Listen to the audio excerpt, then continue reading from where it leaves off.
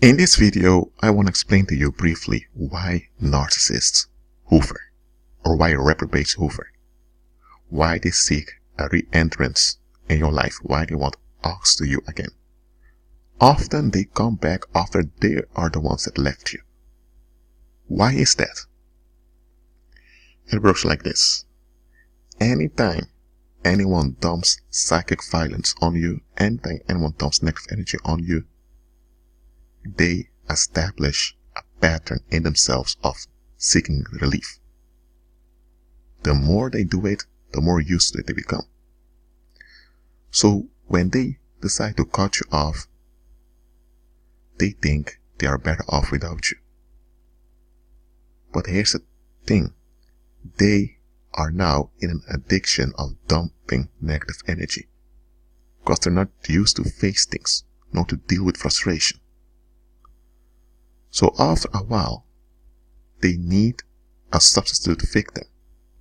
They've cut you off, so now they need someone else to dump upon.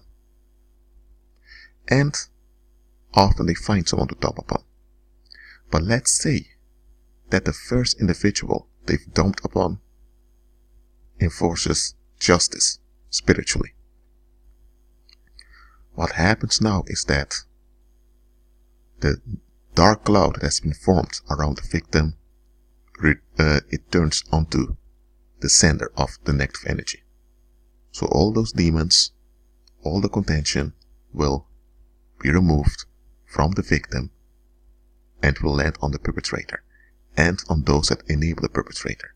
And when this happens, they will sense consequences immediately, wherever they are.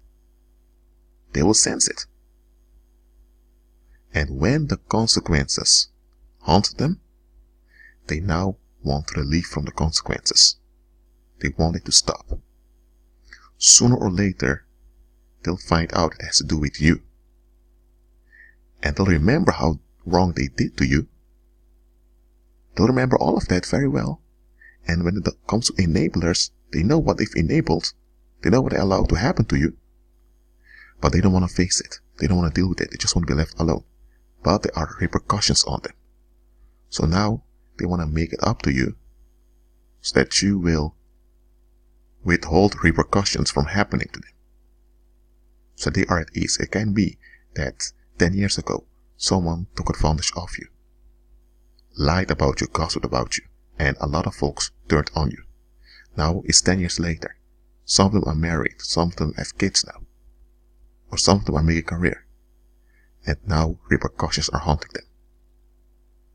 For them to admit what they've done onto you, well, it is going to be a big trouble, because their whole social life is based on deception. So to reveal the truth of their exploitative attitude will destroy everything. And you have those who are open with their narcissistic tendencies, are open with their rejection, their refusal. But it is because the world enables them to do so that they can continue. The moment the enablers are exposed, what's going to happen? Those people don't want to deal with the situation, but they have no choice. So if they acknowledge the situation, then they need to comply with justice. And comply with justice means that they need to break off all the negative things they've built up. But once they do that, there will be nothing left of them anymore. So they want to go that way.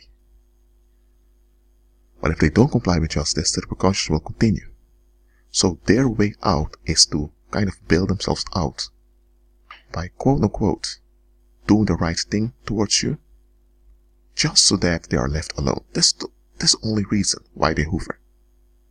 Or if they realize that justice is about to catch up with them, they'll return to kill you. Because when you're dead, there will be nobody to challenge them anymore. That's why reprobates hoover. It's not because they are genuinely sorry and they want to amend their ways. They want to amend they want to change their ways. It's not because they want to be better. It is because they are bitter, because reality catches up with them. And also because you are real and you demand justice. The fact that you demand justice already is It's a terrifying thing for them, because that means it means they're going to be dealt with whether they want it or not. When you walk by faith, you will encounter people that will suddenly reappear in your life. For years, they didn't even bother with you. They didn't even thought about you. For years they've ignored you. Suddenly as you're walking victory, they come back to you. Why? Because justice is dealing with them. They don't comply with justice. That means there's no amnesty. That means repercussions will haunt them. So they are resentful with the fact that you're walking by faith and now justice is affecting them. They want to be left alone with their injustice, and everyone gets along with their injustice. That's what they want. But because with you it doesn't work, they're obsessed with getting rid of you. This doesn't only apply to the reprobates directly, also to the enablers. People that don't want to be confronted with what they've enabled. As I mentioned before, common people just want to be left alone. They want to be relieved. But at the same time, they want to benefit from life. That mentality of theirs is wrong, but they can't see it. They don't want to carry collective responsibility, even though that is their natural duty. So when someone targets you and they allow it to happen, they are enabling it and they are making it possible. So they are sponsoring evil. The moment things backfire onto the perpetrator, things will backfire on them also, because they are participants in the crime. To comply with justice means you need to change their way of thinking, change the way they act, change the way they relate to other folks. That means you need to learn to make effort for the community. They don't want this. But because there are repercussions, it's either they'll perish by non-compliance, or they need to comply, and because they really don't want it, that will destroy them. So there is no winning for them. So their hope is to either kind of build themselves out by getting your sympathy from them, or by getting sympathy from others so that others will receive the blows that comes against them. In this case, they're using others as a psychic shield against them. Or their hope is to hoover around you, to kill you, so that they can never be challenged again. I'm telling you, when you're walking by faith, especially in the beginning, you will encounter a lot of folks that want to reconnect with you. Don't fall for it. Don't fall for it. They come with one mission, to kill you. Most will not succeed. But even if they don't succeed, they will still try to throw some dirt at you, so that people won't notice who they really are. I'm telling you as it is. And why am I talking about this? It's because when you are dealing with a situation that doesn't add up, or a situation that looks strange, just look at the pattern that let's just look at the pattern before this incident. Okay, it can be that you have, let's say you have a funeral because an elderly lady died from some sickness. And everyone there is sad. Of course, the individual is not around anymore. But then, when you look into the past, you realize that a lot of things don't add up. You realize that this individual often spoke about how she was victimized by a lot of mean people. But then you check those mean people, and you realize that, hold on a minute, nothing adds up about the story that woman told when she was still alive. And then you figure out the truth. When that woman was young, she had a narcissistic attitude. She never wanted to take responsibility, and she just dumped negativity on others. While all the people she dumped upon just moved on and left her in her negativity. And all those people sought deliverance. So what happened? All the trash backfired onto her. And when she realized that all those other folks continued, they didn't even bother looking back at her, well, that was a harsh reality she didn't want to face. And she realized sooner and later that dumping wouldn't get her anywhere. But she kept holding on to this dumping attitude. So it turned into rage, it turned into bitterness, and the bitterness caused physical sickness, and that caused her premature death. That's it. She was in her 60s, she died early. She could have lived quite some time longer, but she died early, and for 25 years she was battling an infectious disease. That was all the result of her bitter narcissism. But her relatives thought that she was wronged and sad because how much people wronged her during her lifetime. They were deceived.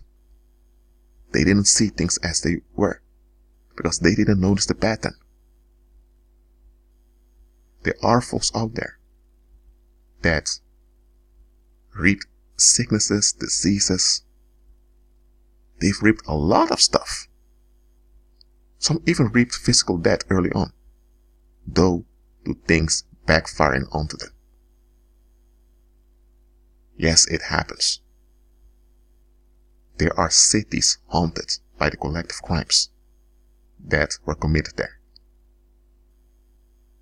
There are companies that are haunted. Schools that are haunted.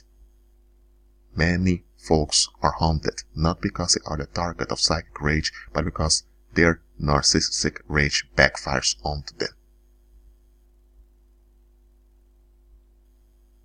So it's important to identify what's going on. Not everyone that's charged is evil. Some people are charged with negative energy because they are the target of psychic violence. Others are charged by their own bitterness that backfires. That's a big difference.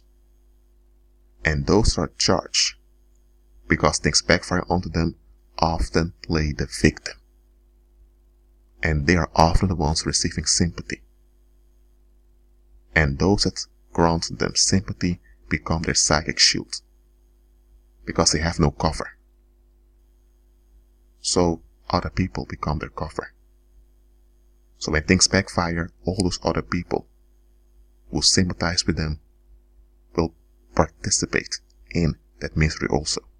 So they are sharing their misery so that they won't have to carry it alone. Because if they have to carry their misery alone, they will die very quickly.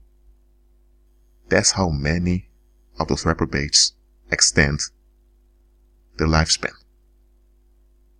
By using others as psychic shields. Having sympathy, having empathy, and having pity for people is a good thing when it's done in a proper way, in a Christ-centered way. When you're dealing with the reprobates, you need to be careful, because they want your sympathy to use you as a shield, so that whenever bombs fall, it will fall on you first before it falls on them. It happens. That's how reprobates extend their lifespan. Because that bitter narcissism of theirs, it backfires, and all those charges would kill them within days.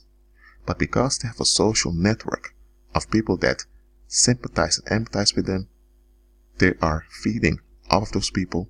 Those people become weaker because of that, and the misery therefore harms those people earlier than it harms them. Normally, they should be the ones that die quickly. So if all those people would walk away, they would be all on their own, and the backfired tension would kill them. But because they have a social network of people they train, and because of that, they are relieved, but the tension is still around, and the tension affects all those around them. Don't become someone's psychic shield. Don't. If someone needs deliverance, you pray for them, and where the Holy Spirit permits, you act on their behalf. Whether through interceding or through helping financial, whatever the Holy Spirit decides. But then there are people you need to be delivered from. You have endangered people, and then you have dangerous people. You have endangered people, and then you have dangerous people. There's a very big difference between endangered people, those are those that need rescue, and dangerous people, those are those you need to be rescued from.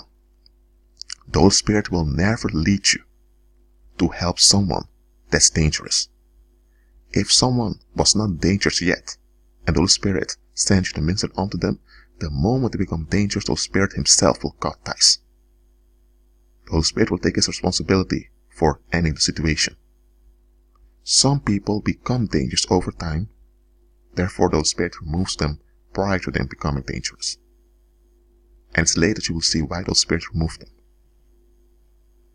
I'm telling you, don't become anyone's psychic shield. Don't. Well, that's it for now. Keep agreeing with Christ and be at peace.